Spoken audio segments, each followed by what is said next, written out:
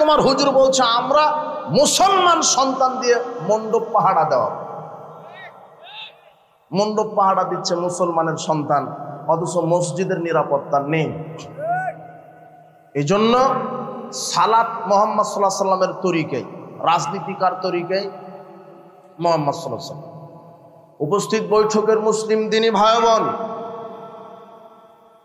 ওই হাদিসটা বোঝাতে আমি আবার চলে যাই। মদ পান করা বড় পাপ, কাবিরা গুনাহ, ঈমান নষ্ট হবে না। সারা পৃথিবীর সব মদ খেয়ে নেন, ঈমান নষ্ট হবে না।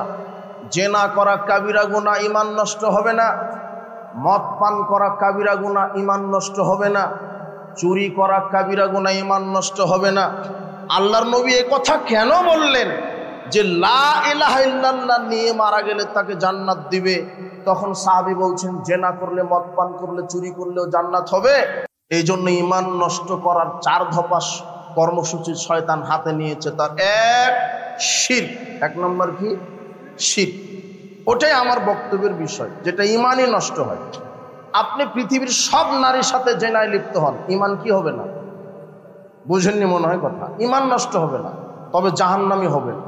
জাহান্নাম খেটে খেটে খেটে খেটে যখন অনুপরিমাণ ঈমান থাকবে, তখন আল্লাহ ঈমানের বদলতে একদিন আপনাকে জান্নাত দিবেন। জি না, এই বক্তব্য সুবহানাল্লাহ বলতে হবে না। তুমি শুধু এটা বুঝো যে জেনা মদ পান করে মারা গেলে জাহান্নাম বছর বছর যুগ যুগ খাটার পরে যদি ঈমান থাকে, ঈমানের বদলতে আল্লাহ কোথায় দিবেন? পৃথিবীতে আশ্চর্য, অবাক করা 2টি পাপ, শিরক এবং বিদআত। এটা আশ্চর্য 2টি পাপ। শিরক এবং বিদআত ব্যতীত যত পাপ আছে, সব পাপ মানুষ পাপ মনে করেই করে। কিন্তু পাপের জগতে সবচেয়ে বড় 2টি পাপ হলো শিরক এবং বিদআত। অথচ এই 2টি পাপ মানুষ দিন মনে করে, নেকি মনে করে করছে। তাহলে বুঝেন যে শয়তান মানুষকে কত বড় ধোঁকার মধ্যে রেখেছে।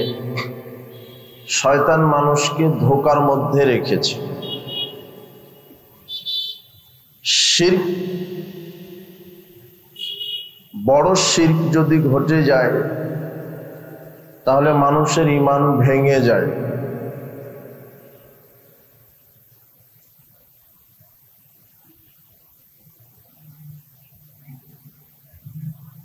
ইবলিস শয়তান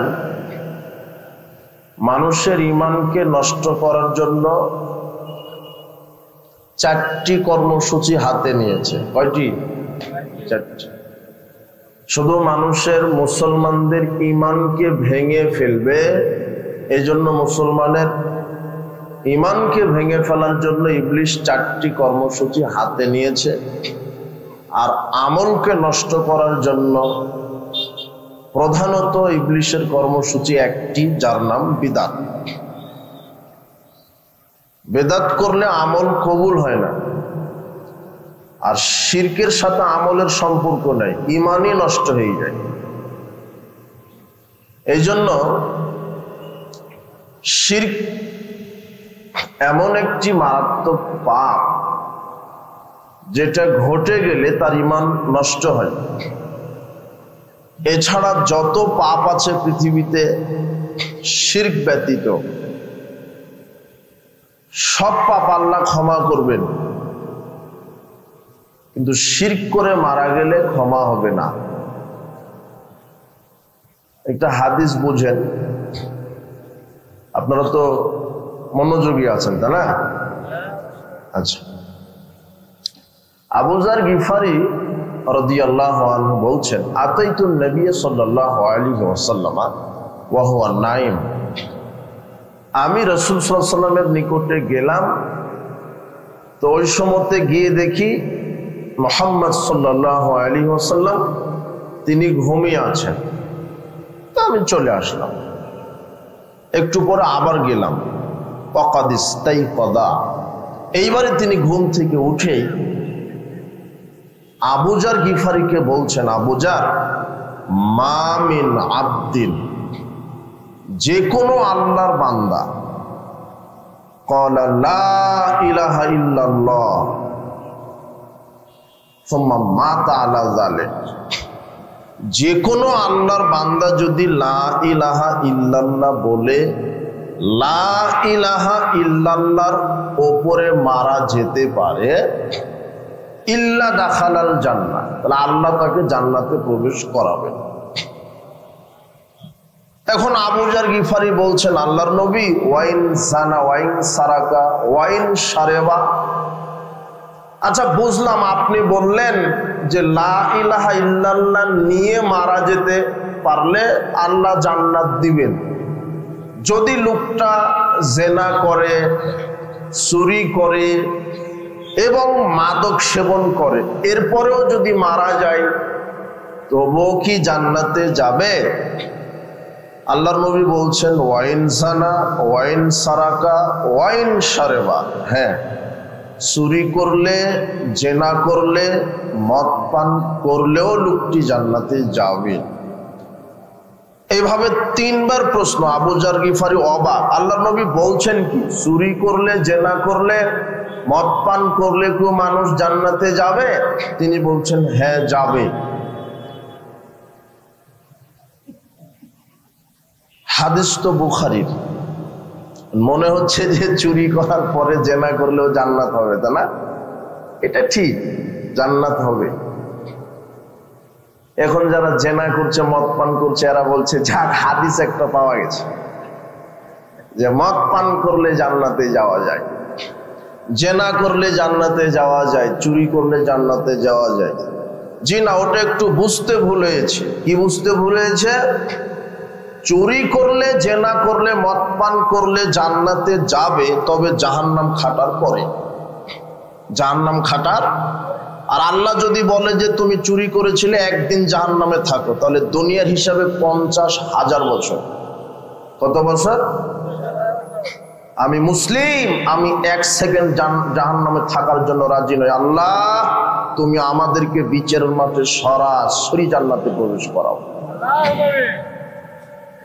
এই হাদিসের মূল শিক্ষা হলো, চুরি যত বড় পাপ হোক, জেনা যত বড় পাপ হোক, মদ পান করা কাবিরা গুনাহ, মদ পান করা কাবিরা গুনাহ, মদ পান করা এত বড় কাবিরা গুনাহ। আল্লাহর নবী বলছেন, মুদমিনুল খামর কাআবিদি ওয়াসানিন। কেউ যদি প্রতিনিয়ত মাদক সেবন করে, তাহলে মূর্তি পূজক যেই অপরাধী সমপরিমাণ অপরাধ সে করে। মূর্তি পূজার সমান পাপ যে ব্যক্তি মদ পান করবে। আর কি পাপ? যেটা সবাই মদ পান করছে।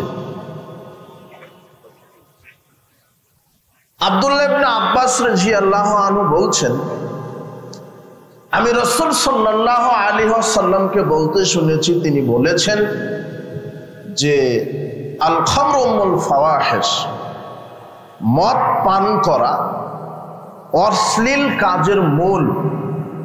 মদ পান করা অশ্লীল কাজের মূল। ওয়াকবারুল কাবাইর, এটা বড় পাপ, এটা কাবিরা গুনাহ। মদ পান করা এটা বড় পাপ, কাবিরা গুনাহ। ফামান শারেবাহা, যে ব্যক্তি মদ পান করলো, ওয়াকা আলা উম্মিহি ওয়া খালাতিহি ওয়া আম্মাতিহি, যে ব্যক্তি মদ পান করলো সে যেন তার মা, খালা, ফুফুর সাথে জেনা করলো। আর সেই মদের নাম হচ্ছে বিড়ি, সিগারেট, জর্দা, গুল, আলাপাতা, আপনার ওই যেটা বলেন আরো রাসায়নিক যেগুলি আছে, ওই হেরোইন, ফেন্সিডিল, প্যাথেডিন, ইয়াবা, বিয়ার, হুইস্কি, শ্যাম্পেন, ভদকা, যা বলছেন, যেগুলি প্রাকৃতিক হোক আর রাসায়নিক হোক। প্রাকৃতিক মদ কি? ওটা জর্দা, ওটা সিগারেট, ওটা বিড়ি, ওটা তামাক, এগুলি হলো মদ। যে ব্যক্তি নিয়মিত বিড়ি, সিগারেট, জর্দাগুলো, ইয়াবা, ফেন্সিডিল খায়, সে 3 জন নারীর সাথে জেনা করছে। কয়জন? আমার কথা বুঝেননি মনে হয় নাকি? কয়জন নারীর সাথে জেনায় লিপ্ত সে? তিনজন। সুদের পাপের চাইতে বড় পাপ সিগারেট খাওয়া। সিগারেট জেনার দিকে সুদের পাপের চেয়ে বড় পাপ সিগারেট খাওয়া, জর্দা খাওয়া। কেন?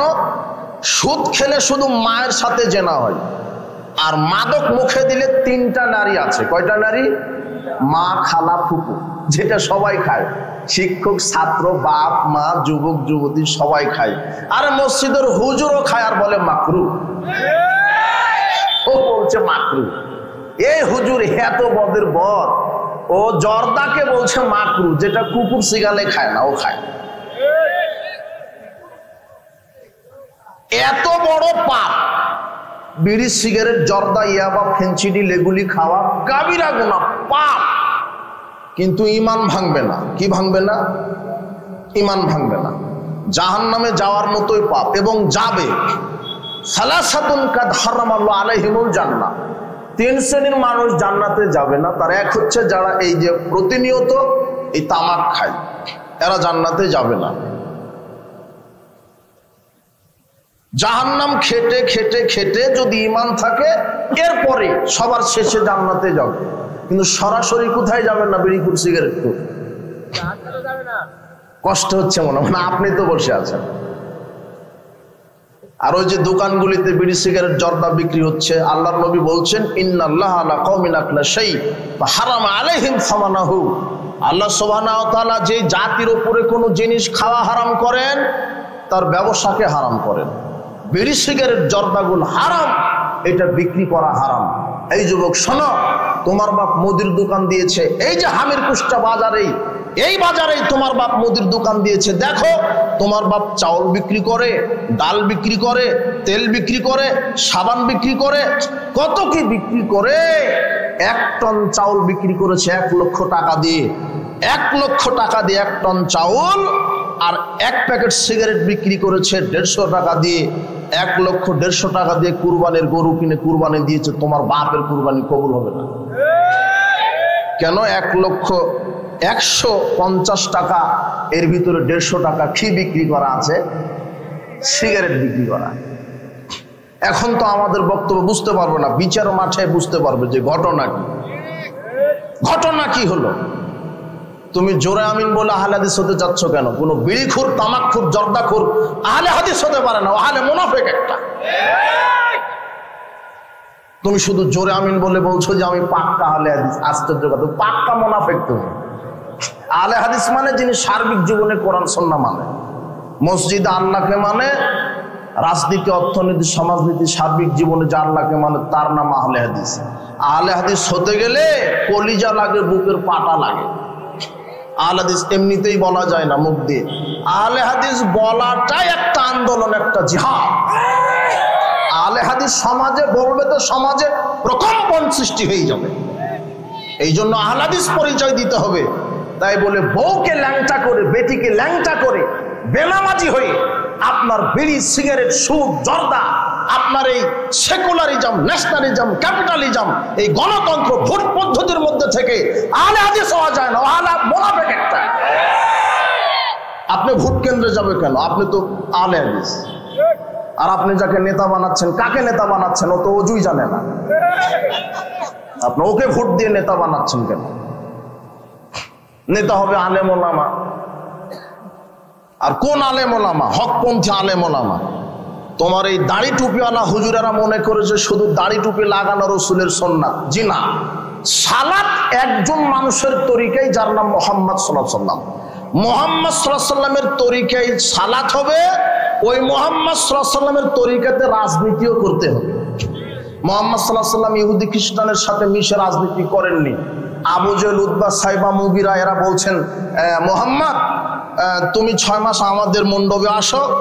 মণ্ডপ বুঝিনি মনে হয় কথা, ভাষার দিকে লক্ষ্য করেন। কিন্তু তুমি 6 মাস আমাদের মণ্ডপে আসো, আমরা 6 মাস তোমার কাবা ঘরে আল্লাহকে সেজদা দিব। তখন মুহাম্মদ সাল্লাল্লাহু আলাইহি ওয়াসাল্লাম বলছেন, তোমাদের প্রতিফল তোমাদের, লাকুম দিনুকুম ওয়ালিয়া দিন। জি না। আবু জেহেল, উতবা, সাইবা, মুগিরা এরা বলছে যে আপনি নারী চাইলে নারী দিব, আপনি বাড়ি চাইলে বাড়ি দিব, নেতৃত্ব, বড় নেতা হবেন, আপনাকে বড় নেতা বানাবো, শুধু আমাদের মণ্ডপে 6 মাস আসেন। একটু উদ্বোধন করে দিয়ে যান, আমাদের 6 মাস ইবাদত করেন, আমরা আপনার কাবা ঘরে 6 মাস ইবাদত করব। মুহাম্মদ সাল্লাল্লাহু আলাইহি ওয়াসাল্লাম বলছেন, তোমাদের প্রতিফল তোমাদের, আমাদের দ্বীন ইসলাম আমাদের, প্রতিফল আমাদের। মুহাম্মদ সাল্লাল্লাহু আলাইহি ওয়াসাল্লাম মৃত্যু পর্যন্ত ইহুদি খ্রিস্টানের নীতি আদর্শকে মেনে নেয়নি, কিন্তু তোমার হুজুর শুধু ক্ষমতায় থাকবে বলে হিন্দুর পূজা মণ্ডপের সাথে মিশে গেছে তোমার হুজুর। এই হুজুরের কি হবে? বিচারের মাঠে এই হুজুরের কি হবে? মুহাম্মদ সাল্লাল্লাহু আলাইহি ওয়াসাল্লাম ভয় করেছে যে আমার জীবনের সবচেয়ে বড় ভয় হলো আমার উম্মতের আলেম হবে ভ্রান্ত, আমার উম্মতের আলেম হবে ভ্রান্ত। এরা বুঝতে পারেনি রাজনীতি, অর্থনীতি, সমাজনীতি আল্লাহর বিধানে, মুহাম্মদ সাল্লাল্লাহু আলাইহি ওয়াসাল্লামের আদর্শে, কিন্তু এরা শুধু মনে করেছে যে দাড়ি টুপি এগুলি রসুলের আদর্শ। জি না, হজ যার তরিকায়, সালাত যার তরিকায়, সিয়াম যার তরিকায়, অর্থনীতিও তার তরিকায়, রাজনীতি সমাজনীতিও তার তরিকায়। উপস্থিত বৈঠকের মুসলিম দিনী ভাই বোন শোনেন, পৃথিবীতে সবচেয়ে পরহেজগার মানুষ, আকাশের নিচে জমিনের উপরে সবচেয়ে পরহেজগার মানুষ, সবচেয়ে তাকওয়াশীল মানুষ, সবচেয়ে নম্র ভদ্র মানুষ, সবচেয়ে বড় পরহেজগার মানুষ মুহাম্মদ সাল্লাল্লাহু আলাইহি ওয়াসাল্লাম। পৃথিবীর ইতিহাসে যার নীতি ছাড়া কোনো নীতি নেই, যার আদর্শ ছাড়া কোনো আদর্শ নেই। পৃথিবীর ইতিহাসে সবচেয়ে বড় রাষ্ট্রবিজ্ঞানী, সবচেয়ে বড় রাষ্ট্রনায়ক, সবচেয়ে বড় অর্থনীতিবিদ, সবচেয়ে বড় শিক্ষাবিদ, যার নাম মুহাম্মদ সাল্লাল্লাহু আলাইহি ওয়াসাল্লাম। এই জন্য যারা রাজনীতিতে মাঠে নেমেছে তাদেরকে মুহাম্মদ সাল্লাল্লাহু আলাইহি ওয়াসাল্লামের নীতিতে রাজনীতি করতে হবে। তোমার হুজুর একটা ভুল বুঝেছে। তোমার হুজুর বলছে যে আমরা মণ্ডপে যাচ্ছি, মুহাম্মদ সাল্লাল্লাহু আলাইহি ওয়াসাল্লাম তো কাবা ঘরে গিয়ে মূর্তির মধ্যে সালাত আদায় করেছে, তোমার হুজুরকে আবার 10 বছর পড়া লাগবে। মুহাম্মদ সাল্লাল্লাহু আলাইহি ওয়াসাল্লাম মূর্তির ভিতরে একদিনও সালাত আদায় করেনি। বুখারীর 2474 নম্বর হাদিসে আব্দুল্লাহ ইবনে মাসউদ রাদিয়াল্লাহু আনহু বলছেন, দাখালান নবী সাল্লাল্লাহু আলাইহি ওয়াসাল্লাম মক্কাতা ওয়া হাওলাল কাবা মিয়াতু সালাসিন ওয়া সিত্তুনা নুসুবান। আব্দুল্লাহ ইবনে মাসউদ রাদিয়াল্লাহু আনহু বলছেন যে রাসূল সাল্লাল্লাহু আলাইহি ওয়াসাল্লাম যখন মক্কাতে প্রবেশ করলেন, তিনি কাবা ঘরে ঢুকলেন ভিতরে। কাবা ঘরের ভিতরে, কাবা ঘরের চতুর্পাশে ছিল মূর্তি, ভিতরে মূর্তি ছিল না। কোথায় ছিল মূর্তি? কাবা ঘরের চতুর্পাশে, কাবা ঘরের ভিতরে নয়। এখন তোমার দাড়ি টুপিওয়ালা যারা ভোটের লোভে হিন্দুর মণ্ডপ উদ্বোধন করতে গেছে, এরা মুহাম্মদ সাল্লাল্লাহু আলাইহি ওয়াসাল্লামের উপর মিথ্যা অপবাদ দিল। বলো তো তোমার হুজুরের কি হবে বিচারের মাঠে? বোঝনি মনে হয় আমার কথা? সাবধান। মুহাম্মদ সাল্লাল্লাহু আলাইহি ওয়াসাল্লাম মূর্তির ভিতরে সালাত আদায় করেননি। যদিও 1 সেকেন্ডের জন্য তোমার নেতার মক্কা মদিনাটাই ছিল একেবারে মূর্তি পূজনীতে ভরা, সারা মদিনা আপনার এলাকাটাই ছিল। কিন্তু বাংলাদেশ তো মুসলমানদের। বাংলাদেশ কাদের? নাকি ভারতের দাদা বাবুদের? মুসলমানদের। ওরা এখন শোনো, তোমার হলো এই স্বৈরাচার মুখে একটা কথা বলে গেছিল আর এরা কাজে বাস্তবায়ন করছে। স্বৈরাচার বলে গেছিল যে ধর্ম যার যার উৎসব সবার, তখন এই দাড়ি টুপিওয়ালারা ওই কথার প্রতিবাদ করেছে। শেখ হাসিনা ধর্ম যার যার উৎসব সবার এটা বলেওছে, কর্মে বাস্তবায়ন করেছে, কিন্তু উনি বলে চলে গেছেন পালিয়ে, আর এখন কর্মে বাস্তবায়ন করছে দাড়ি টুপিওয়ালা হুজুরেরা। সময় তোমার হুজুর বলছে আমরা মুসলমান সন্তান দিয়ে মণ্ডপ পাহারা দেওয়া, মণ্ডপ পাহারা দিচ্ছে মুসলমানের সন্তান, অথচ মসজিদের নিরাপত্তা নেই। এই জন্য সালাত মুহাম্মদ সাল্লাল্লাহু আলাইহি ওয়াসাল্লামের তরিকায়, রাজনীতিকার তরিকায় মুহাম্মদ সাল্লাল্লাহু আলাইহি ওয়াসাল্লাম। উপস্থিত বৈঠকের মুসলিম দিনী ভাই বোন, ওই হাদিসটা বোঝাতে আমি আবার চলে যাই। মদ পান করা বড় পাপ, কাবিরা গুনাহ, ঈমান নষ্ট হবে না। সারা পৃথিবীর সব মদ খেয়ে নেন, ঈমান নষ্ট হবে না। জেনা করা কাবিরা গুনাহ, ঈমান নষ্ট হবে না। মদ পান করা কাবিরা গুনাহ, ঈমান নষ্ট হবে না। চুরি করা কাবিরা গুনাহ, ঈমান নষ্ট হবে না। আল্লাহর নবী এই কথা কেন বললেন যে লা ইলাহা ইল্লাল্লাহ নিয়ে মারা গেলে তাকে জান্নাত দিবে, তখন সাহাবী বলছেন, জেনা করলে, মদ পান করলে, চুরি করলেও জান্নাত হবে? হ্যাঁ হবে। কেন হবে? চুরি যত বড়ই পাপ হোক, জাহান্নামে যাওয়ার মতো পাপ, কিন্তু ঈমান নষ্ট হয় না। কিন্তু আল্লাহর সাথে যদি শিরক করে তাহলে তার ঈমান কি হয়ে যায়? নষ্ট। এই জন্য ঈমান নষ্ট করার 4 দফা কর্মসূচি শয়তান হাতে নিয়েছে। তার এক, শিরক। 1 নম্বর কি? শিরক। ওটাই আমার বক্তব্যের বিষয়, যেটা ঈমানই নষ্ট হয়। আপনি পৃথিবীর সব নারীর সাথে জেনায় লিপ্ত হন, ঈমান কি হবে না? বুঝেননি মনে হয় কথা। ঈমান নষ্ট হবে না, তবে জাহান্নামী হবে। জাহান্নাম খেটে খেটে খেটে খেটে যখন অনুপরিমাণ ঈমান থাকবে, তখন আল্লাহ ঈমানের বদলতে একদিন আপনাকে জান্নাত দিবেন। জি না, এই বক্তব্য সুবহানাল্লাহ বলতে হবে না। তুমি শুধু এটা বুঝো যে জেনা মদ পান করে মারা গেলে জাহান্নাম বছর বছর যুগ যুগ খাটার পরে যদি ঈমান থাকে, ঈমানের বদলতে আল্লাহ কোথায় দিবেন? কিন্তু শিরক করে মারা গেলে তার জান্নাতে যাওয়ার কোনো সুযোগ নেই। ইন্নাহু মায়ুশরিক বিল্লাহ ফাকাদ হারামাল্লাহু আলাইহিল জান্নাহ। যে ব্যক্তি শিরক করে মারা যাবে, আল্লাহ তার উপরে জান্নাত হারাম করে দিবেন। শিরক সবচেয়ে বড় পাপ।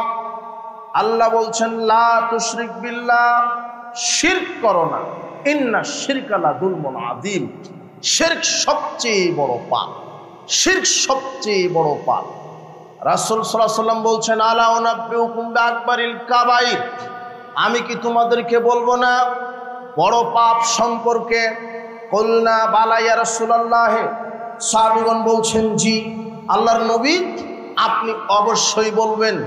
তখন আল্লাহর নবী বলছেন, আল ইশরাকু বিল্লাহি। বড় পাপ হচ্ছে আল্লাহর সাথে শিরক করা, আল্লাহর সাথে অন্য কাউকে শরীক করা। 2 উকুকুল ওয়ালিদাইন, পিতা মাতার অবাধ্য হয়ে চলা। ও কানা মুত্তাকিয়ান ফাজালাসা।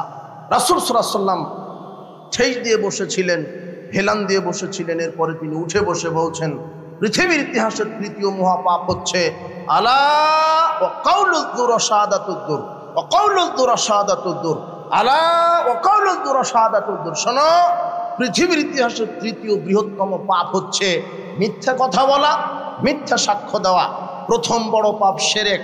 2য় বড় পাপ পিতামাতার অবাধ্য হওয়া, পিতামাতাকে কষ্ট দেওয়া, পিতামাতার সাথে নাফরমানি করা। 3য় বড় পাপ মিথ্যা কথা, মিথ্যা সাক্ষ্য দেওয়া। পৃথিবীর ইতিহাসের সবচেয়ে বড় পাপ শিরক। 1। 2, শিরক ক্ষমার অযোগ্য পাপ। ইন্নাল্লাহা লা ইয়াগফিরু আশরাকা বিহি। নিশ্চয় আল্লাহ তার সাথে শিরক করার পাপ ক্ষমা করবে না। ওয়া ইয়াগফিরু মা দুনা যালিকা লিমান ইয়াশা। এছাড়া তিনি যে কোনো পাপ ক্ষমা করতে পারে।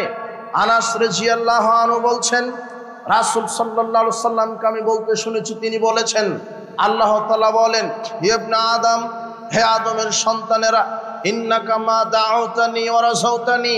তুমি আমাকে যতদিন ডাকবে ক্ষমার আশা নিয়ে, গাফারতু লাক, আমি তোমার পাপ ক্ষমা করব।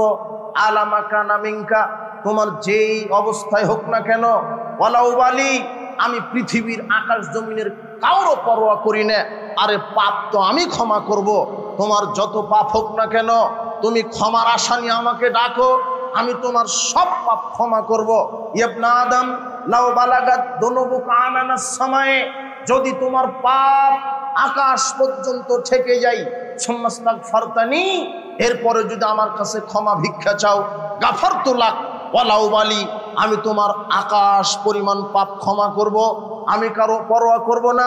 ইবনে আদম, ইন্নাকা লাওয়াতাইতানি বিকুরাবিল আরদি খাতায়ে। হে আদম সন্তান, তোমার পাপ যদি পৃথিবী পরিপূর্ণ পাপ হয়ে যায়, আমার নিকটে যদি তুমি পৃথিবী পরিমাণ পাপ নিয়ে উপস্থিত হও, হুম্মা লাকিতানি লা তুশরিক বি শাইআ, আর আমার সাথে যদি শিরক না করে উপস্থিত হও, লাতাইতুকা বিকুরাবিহা মাগফিরা, আর তোমার পাপ যেমন পরিধি, তার চাইতে বেশি পরিধি পরিমাণ ক্ষমা নিয়ে আমি তোমার নিকটে উপস্থিত হব। কিন্তু শিরক করলে পাপ ক্ষমা হবে না। শিরকের পাপ নিয়ে বিচারের মাঠে গেলে ক্ষমা হবে না। জেনা করেছেন, মদ পান করেছেন, অন্য যে কোনো পাপ করেছেন, আল্লাহ ক্ষমা করবেন। ক্ষমা মানে এই নয় যে বিচার মাঠে আপনি গেলেনই আপনাকে ক্ষমা করলেন, জাহান্নাম খাটার পরে আল্লাহ বলবেন, ঠিক আছে হয়েছে, এখন তোমাকে ক্ষমা করা হলো, তোমার পাপ ক্ষয় হয়েছে, এখন জান্নাতে প্রবেশ করো। কিন্তু শিরক করে মারা গেলে জান্নাতে প্রবেশ করার কোনো সুযোগ নেই। কেন? তার ঈমান কি নষ্ট। বুঝেননি মনে হয় যে জেনা যত বড় পাপ হোক, জেনা করলে কি ভেঙে যায় না? ঈমান। কিন্তু শিরক করলে কি ভেঙে যায়? ঈমান। এই জন্য ঈমান যদি না থাকে তাহলে জান্নাতে প্রবেশ করা যাবে না। ঈমান যদি না থাকে, জান্নাতে প্রবেশ করতে ঈমান লাগে, জান্নাতে যেতে গেলে ঈমান লাগে। ঈমানবিহীন দেহ জান্নাতে যাবে না। এই জন্য যারা শিরক করে মারা যাবে এরা জান্নাতে যাবে না। এদের উপর আল্লাহ জান্নাতকে হারাম করে দিয়েছেন। উপস্থিত বৈঠকের মুসলিম দিনী ভাই বোন, শিরক যদি করে, শিরক এক সবচেয়ে বড় পাপ, 2 শিরক ক্ষমার অযোগ্য পাপ, 3 শিরক করলে ঈমান যেহেতু নষ্ট হয় সাথে সাথে আমল বাতিল হয়ে যায়, 4 শিরক করলে আল্লাহকে অপমান করা হয়, আল্লাহর হককে নষ্ট করা হয়, 5 শিরক করে মারা গেলে আল্লাহর নবী তার ব্যাপারে সুপারিশ করবে না। আল্লাহর নবী বলছেন ফাত্তারতুস শাফা ওয়া হিয়া লিমান মাতা লা ইউশরিকু বিল্লাহি শাইআ, আমার সুপারিশ কেবল তার জন্য যে ব্যক্তি মারা গেছে শিরক না করে। শিরক করে মারা গেলে কে সুপারিশ করবে না? মুহাম্মদ সাল্লাল্লাহু আলাইহি ওয়াসাল্লাম সুপারিশ করবে না। মুহাম্মদ সাল্লাল্লাহু আলাইহি ওয়াসাল্লামের সুপারিশ অতীব জরুরি। আল্লাহ তুমি আমাদের জন্য তার সুপারিশ কবুল করো। আল্লাহ তুমি মুহাম্মদ সাল্লাল্লাহু আলাইহি ওয়াসাল্লামের সুপারিশ আমাদের জন্য তুমি কবুল করো, আমিন। বলছিলাম শিরক করলে মুহাম্মদ সাল্লাল্লাহু আলাইহি ওয়াসাল্লামের সুপারিশ পাওয়া যাবে না। শিরক কি? সমাজে এখন শিরক কি জিনিস, কি করলে শিরক হয়? শিরক আরবি, এর বাংলা হচ্ছে অংশীদারি স্থাপন করা, আল্লাহর সাথে অন্য কাউকে তুলনা দেওয়া, সমকক্ষ নির্ধারণ করা। যেই কাজটা শুধু আল্লাহ পারে, কেউ পারে না, ওই কাজে অন্য কাউকে শিরক অংশীদার করার নাম হচ্ছে শিরক। যেই কাজ শুধু আল্লাহ পারে আর কেউ পারে না। আপনাকে সন্তান দিতে পারে কে? এখন আপনি যদি বলেন যে পীরের দরগাতে গেলেও সন্তান হবে, তাহলে আপনি মুশরিক। কথা বুঝেননি মনে হয়?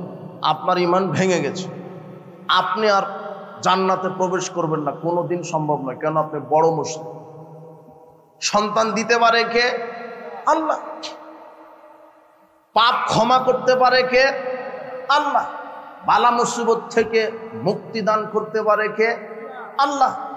কিন্তু আপনি যদি বলেন যে না, বালা মুসিবত বিপদ থেকে পীর সাহেবও বাঁচিয়ে দিতে পারে, তাহলে আপনি বড় মুশরিক। আল্লাহর যেটা হক, সেজদা পাওয়ার মালিক কে? আল্লাহ। এখন আপনি যদি মাজারে মৃত পীর বা জীবিত পীরকে সেজদা করেন যে না, আল্লাহ তো সেজদা পাওয়ার হক রাখে, পীর সাহেবও সেজদা পাওয়ার হক রাখে, এই বলে যদি আপনি পীরকে সেজদা দেন, আপনি মুশরিক। আপনি আর জান্নাতে প্রবেশ করতে পারবেন না। কেন? আপনি বড় মুশরিক। সমাজে অনেক শিরক আছে। পীরকে মূল্যায়ন করা শিরক, কবরকে মূল্যায়ন করা শিরক, কবর পূজা শিরক, মাজার পূজা শিরক, খানকা পূজা শিরক, পীর পূজা শিরক, উসিলা পূজা শিরক। কবরে সেজদা দিলে শিরক হয়। মাজারে পীর জীবিত আছে, আকীদা শিরক। মাজারে পীর জীবিত থেকে মানুষের কল্যাণ অকল্যাণ করতে পারে, এই আকীদা শিরক। মাজারে আগরবাতি মোমবাতি চাদর গিলাপ জড়ালে বরকত হয়, এই আকীদা শিরক। মাজারে নজর নেওয়াজ গরু খাসি মোরগ মানত করলে বালা মুসিবত দূর হয়, এই আকীদা শিরক। এভাবে শিরক সমাজে চালু আছে। আরে পীরের সুপারিশের উপরে ভরসা করছে, পীরের সুপারিশে জান্নাতে যাব, এ হলো বড় মুশরিক।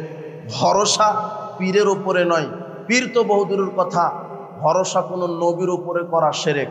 ভরসা কার উপরে? আল্লাহর উপরে। আপনি যদি এখন মক্কাতে কাবা ঘরে হজ করে যদি বলেন যে একটু মদিনায় গিয়ে মুহাম্মদ সাল্লাল্লাহু আলাইহি ওয়াসাল্লামের কবরটা একটু জিয়ারত করি, ওখানে গিয়ে যদি বলেন ইয়া মুহাম্মদ আপনি আমাকে সুপারিশ করে জান্নাতে নিয়ে যায়েন, তাহলে আপনি মুশরিক। না, বোঝেননি মনে হয় কথা। মুহাম্মদ সাল্লাল্লাহু আলাইহি ওয়াসাল্লামের কাছে চাওয়া যাবে না যে আপনি আমাকে জান্নাতে নিয়ে যায়, আপনি আমাকে সুপারিশ করে জান্নাতে নিয়ে যান। কথাটা উল্টা হয়ে গেল। কথাটা এইভাবে বলা হতো, আল্লাহ তুমি মুহাম্মদ সাল্লাল্লাহু আলাইহি ওয়াসাল্লামের সুপারিশ আমার জন্য কবুল করো। সুপারিশ চাইতে হবে কার কাছে? কোন নবীর কাছেও না। কোন নবী জান্নাত জাহান্নাম দেওয়ার ক্ষমতা রাখে না, কোন নবী মানুষকে হেদায়েত দেওয়ার ক্ষমতা রাখেনি। পীর তো বহু দূরের কথা, পীরের মুরিদ হলে জান্নাত হবে এটা মুশরিকি কথা, শিরকি আকীদা। জি না, পীর কেন, নবীদের ক্ষমতা নেই যে তার উম্মতকে হেদায়েত দিবে। পৃথিবীর ইতিহাসে প্রথম রসুল হচ্ছেন নূহ আলাইহিস সালাম, সে তার ছেলেকে হেদায়েত দিতে পারেনি। লূত আলাইহিস সালাম নবী, তার স্ত্রীকে হেদায়েত দিতে পারেনি।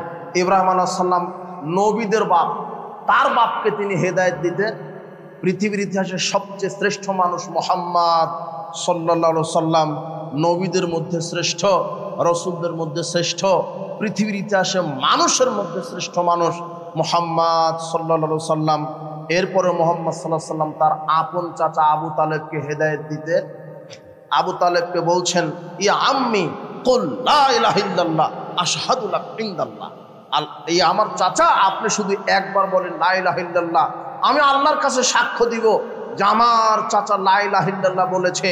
আপনি শুধু একবার বলেন লা ইলাহা ইল্লাল্লাহ, আমি কিভাবে সাক্ষ্য দিয়ে আপনাকে জান্নাতে নিয়ে যেতে হয় আমি দেখব। এভাবে যখন মুহাম্মদ সাল্লাল্লাহু আলাইহি ওয়াসাল্লাম খুব জোরাজোরি করছিলেন, তখন আল্লাহ কোরআন মাজিদের সূরা কাসাসের 56 নম্বর আয়াত নাজিল করে বলছেন, ইন্নাকা লা তাহদি মান আহবাবতা। মুহাম্মদ সাল্লাল্লাহু আলাইহি ওয়াসাল্লাম, তুমি তোমার চাচাকে ভালোবাসো বলেই তুমি হেদায়েত দিবে, ওয়ালাকিন্নাল্লাহ ইয়াহদি মান ইয়াশা। হেদায়েতের সুপারিটি পাওয়ার একমাত্র আমি আল্লাহর হাতে। হেদায়েতের ক্ষমতা কার হাতে? মুহাম্মদ সাল্লাল্লাহু আলাইহি ওয়াসাল্লামের হাতেও নয়। মুহাম্মদ সাল্লাল্লাহু আলাইহি ওয়াসাল্লাম শুধু প্রচারক, বলবেন যে বা আমার উম্মতেরা তাওহীদ গ্রহণ করো, সালাত আদায় করো, জুয়া মদ খেও না, পর্দায় চলো, এতটুকুন দায়িত্ব কার? মুহাম্মদ সাল্লাল্লাহু আলাইহি ওয়াসাল্লাম। ইন্নামা আনতা মুযাক্কির লাস্তা আলাইহিম বিমুসাইতির। মুহাম্মদ সাল্লাল্লাহু আলাইহি ওয়াসাল্লাম শুধু সতর্ককারী মাত্র, তিনি দারোগানঞ্জ মানুষকে লাঠি পিটিয়ে হেদায়েত দিবে। হেদায়েতের মালিককে, যেখানে মুহাম্মদ সাল্লাল্লাহু আলাইহি ওয়াসাল্লাম সর্বশেষ সর্বশ্রেষ্ঠ নবী, নবীদের ক্ষমতা নেই তার উম্মতদেরকে আপনার হেদায়েত দেওয়ার, সে জায়গাতে পীরের মুরিদ হলে পীর সুপারিশ করে পীর হেদায়েত দিয়ে জান্নাতে নিয়ে যাবে, এটা প্রতারণা ভণ্ডামি ছাড়ার কিছুই হতে পারে না। এই জন্য পীর, ওলি, আউলিয়া, গাউস, কুতুব এগুলি মূল্যায়ন করা শিরক, এগুলি বড় বড় শিরক। যদি পীরের মুরিদ হন এই আকীদায় যে পীর আমাকে সুপারিশ করে জান্নাতে নিয়ে যাবে, জি না। শোনেন আর একটা কথা, পীর তো বহুদূরের কথা, মুহাম্মদ সাল্লাল্লাহু আলাইহি সাল্লামকে সুপারিশের ক্ষমতা আল্লাহ বিচারের মাঠে দিবেন। আল্লাহ একমাত্র ব্যক্তির সুপারিশ কবুল করবেন বিচার মাঠে, তার নাম মুহাম্মদ সাল্লাল্লাহু আলাইহি সাল্লাম। এরপরেও তিনি তার উম্মতের কাউকে প্রতিশ্রুতি দিয়ে যেতে পারেনি যে তোমরা, হে আমার মেয়ে, হে আমার সন্তানেরা, হে আমার উম্মতেরা, তোমরা আসো বিচার মাঠে, আমি সুপারিশ করে জান্নাতে নিয়ে যাব। এই প্রতিশ্রুতি কে দিতে পারেনি? মুহাম্মদ সাল্লাল্লাহু আলাইহি সাল্লাম দিতে পারেনি। সেখানে আপনার পীর বলছে যে কে জান্নাতে যাবে, চাদর ধরেন জান্নাতে নিয়ে যাচ্ছে, মানে ও বায়াত দিয়ে নিয়ে জান্নাতে চলে যাবে। ওরই কি হয়, ওর কি হয়? কেন বললাম যে মুহাম্মদ সাল্লাল্লাহু আলাইহি ওয়াসাল্লাম প্রতিশ্রুতি দিতে পারেনি? 3527 নম্বর হাদিস সহিহ বুখারীর, আল্লাহর নবী বলছেন, ইয়া বানি আব্দে মানাফ ইশতারু আনফুসাকুম মিনাল্লাহ। হে আব্দে মানাফ গোষ্ঠী সম্প্রদায়, তোমরা আল্লাহর পাকড়াও থেকে নিজে নিজে বাঁচো। ইয়া আব্দে বানি আব্দুল মুত্তালিব, হে মুত্তালিবের গোষ্ঠীরা, তোমরা আল্লাহর শাস্তি থেকে নিজে বাঁচার চেষ্টা করো। ইয়া উম্মা জুবাইর আম্মাত রাসূলুল্লাহ সাল্লাল্লাহু আলাইহি ওয়াসাল্লাম, ইয়া ফাতেমা বিনতা মুহাম্মদ, হে উম্মে জুবাইর, হে মুহাম্মাদের মেয়ে ফাতেমা। মুহাম্মদ সাল্লাল্লাহু আলাইহি ওয়াসাল্লাম নিজে বলছেন, হে অমুক গোষ্ঠী, অমুক গোষ্ঠী, হে আমার মেয়ে ফাতেমা, শোনো, বিচারের মাঠে এই পরিচয়ে জান্নাত হবে না যে তুমি মুহাম্মদ সাল্লাল্লাহু আলাইহি ওয়াসাল্লামের মেয়ে। ইশতারি আনফুসাকুম মিনাল্লাহ, নিজের আমলে আল্লাহর পাকড়াও থেকে বাঁচার চেষ্টা করো। তবে সালানি মিন মালি শিতুমা, তুমি দুনিয়াতে আমার কাছ থেকে সম্পদ চাও, দিতে পারবো, কিন্তু বিচার মাঠে যদি বলো আপনি আমাকে জান্নাতে নিয়ে যান, এই ক্ষমতা মুহাম্মাদের নেই। সেখানে পীরের হয় কি করে? যদিও মুহাম্মদ সাল্লাল্লাহু আলাইহি ওয়াসাল্লামের সুপারিশ আল্লাহ কবুল করবেন, কিন্তু তারপরেও তিনি প্রতিশ্রুতি জাতিকে, তার উম্মতকে দিয়ে যেতে পারেন। কবর পূজা, মাজার পূজা, এগুলি শিরক, এগুলি থেকে বেঁচে থাকতে হবে। তাবিজ ঝোলানোর শিরক।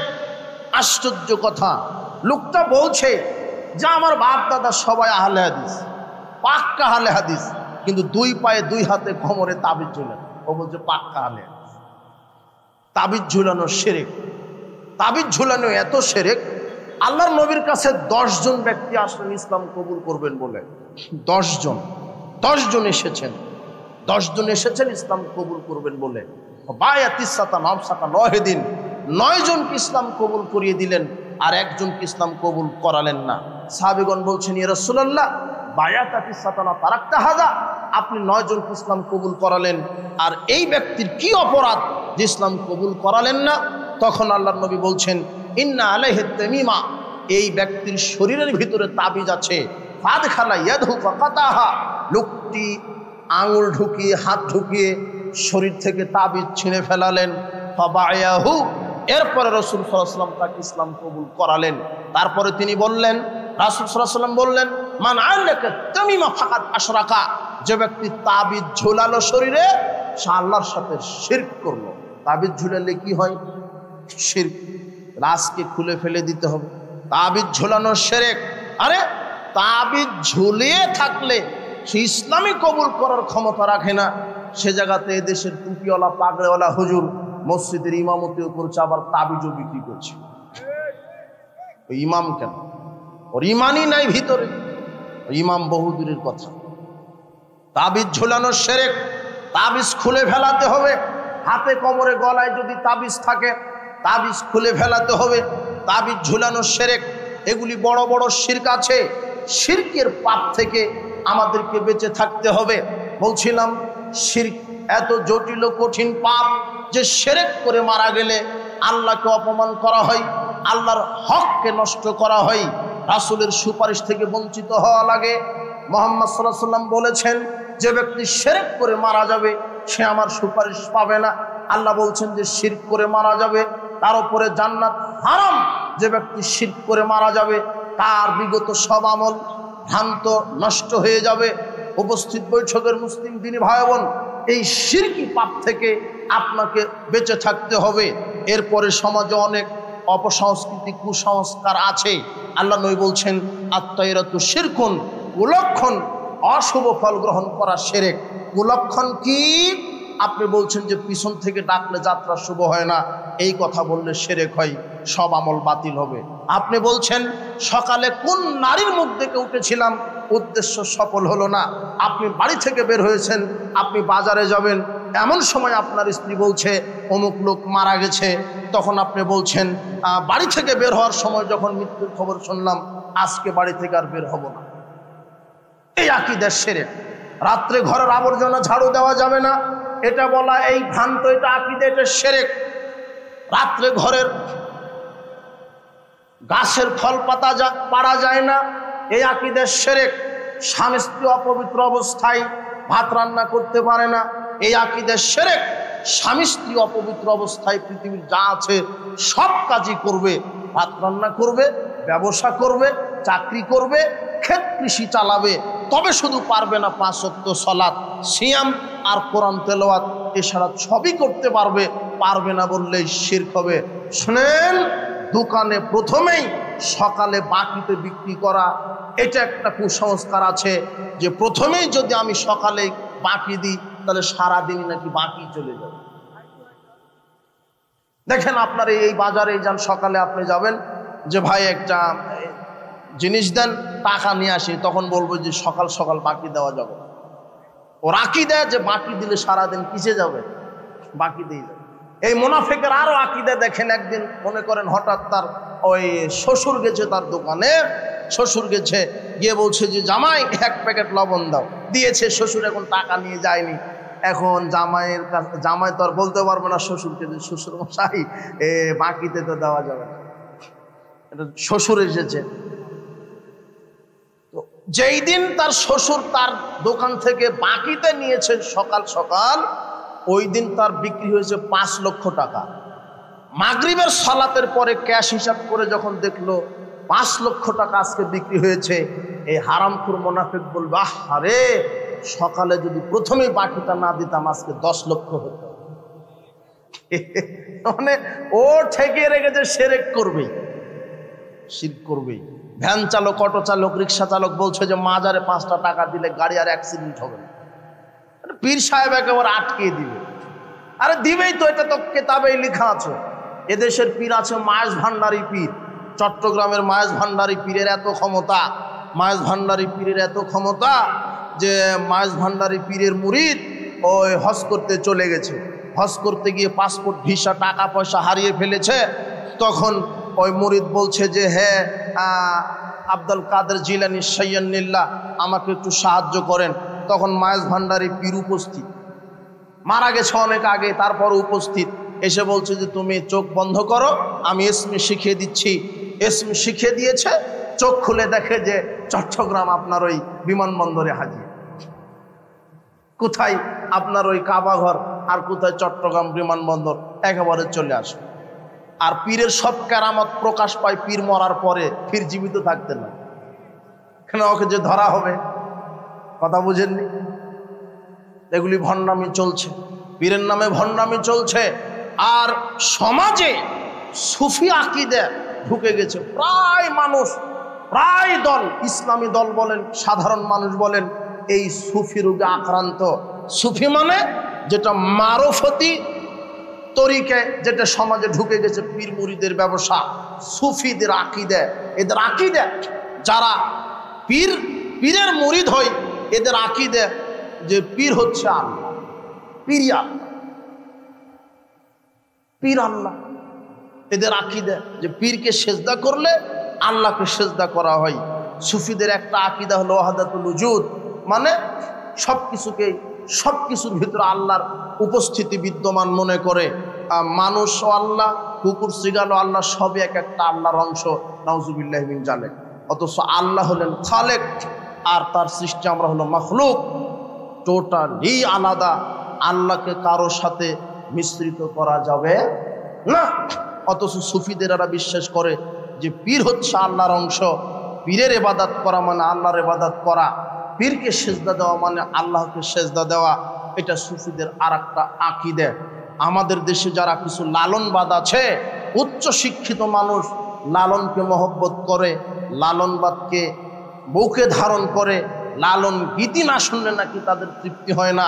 আপনার এই লালন মতবাদের, এটা একটা বিকৃত যৌন মতবাদ। লালন শাস্ত্রে একটা শব্দ আছে, তান্ত্রিক শাস্ত্রে, লতা সিদ্ধি। লালনদের প্রধান যে আকীদা, লতা সিদ্ধি মানে নারীর যৌনাঙ্গ। লালন মতবাদের যারা মুরিদ, লালন মতবাদে যারা বিশ্বাসী, যারা লালন ভক্ত, যারা লালনের মুরিদ, তাদের আকীদা যা ইবলিস শয়তান পৃথিবীর সব জায়গাতে সেজদা দিয়েছে, শুধু দিতে পারেনি নারীর যৌনাঙ্গে, ওখানে দিলেই জান্নাত। আর বাংলাদেশে যত পীরের ফ্যাক্টরি আছে, বাংলাদেশে প্রায় যত পীর মুরিদের আস্তানা, এগুলি এক একটা গাঁজার ফ্যাক্টরি। এক একটা। কিছুদিন আগে তোমার লালনের এক এই শয়তানের এজেন্ট বলছে যে, সংবাদ সম্মেলনে বলছে যে লালন মাজারে যদি গাঁজা বন্ধ করে দেন তাহলে আমরা 30 জন লোক পাবো না, ওকে গাঁজা দিতে হবে। আর আমরা 10 বছর আগেই বলেছি যে ওই পীরের আস্তানা মানে ওটা হলো গাঁজার ফ্যাক্টরি। আপনি ওই পীরের জায়গাতে 10 টাকা 500 টাকা মাজারে দান করছেন মানে ওদেরকে গাঁজা কিনে খাওয়ার ব্যবসা করে আপনি ব্যবস্থা করে দিচ্ছেন ওদের।